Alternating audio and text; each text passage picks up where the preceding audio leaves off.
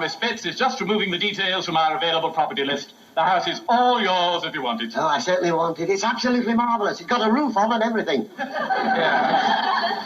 Now, do sit down, Mr. Worth. Ah, thank you. Now, let's get down to brass tacks. You've seen the house. You obviously like it. It remains only to agree a reasonable purchase price. Well, that rather worried me because I wondered if I'd misunderstood you on the phone. You did say Now, Mr. Worth, we both know what I said, but I did stress that was just the asking price. Yes, but I mean £6,500 for a house. I know. But we're both practical men, so here's what I want you to do. Just make me an offer for what you think the house is worth to you. Yeah, well, you won't mind if I pitch rather low so I can leave myself room to maneuver. I'd expect that. As a matter of fact, I admire a good negotiator. Good. Now, I will offer... by the way, you don't happen to know if the owner is going to Australia? I have no idea. Well, never mind. I will offer 9,750.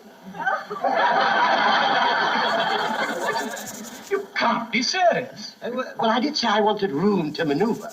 Oh, Mr. Worth, if this is some clever form of satire, I'm afraid I entirely missed the point. I mean, you can't seriously be trying to offer £9,750 for that house, can you? All right, then go on. I'll start maneuvering. 10,000. Yes. I don't believe it. Very well, then, Guinness. My dear chap, you're putting me in an impossible situation. I mean, on the one hand, I have my loyalty to my client, and yet my professional integrity will not allow me to accept such a ridiculous offer. Very well, then, 10,500, and that is my absolute limit. I don't know what to say. I mean, you have examined this property carefully, Mr. Worth. Oh, yes, I have indeed. Why, what did you have in mind? You mentioned the roof. Well, I thought it was wise to check. There's definitely one on. No. But did you actually take a ladder to it? Because, well, there are several tiles missing. Well, I didn't take them, I assure you. I mean, what use would a few tiles be to me? What I am trying to tell you, Mr. Worth, is that there is a hole, a small hole, in the roof. A hole?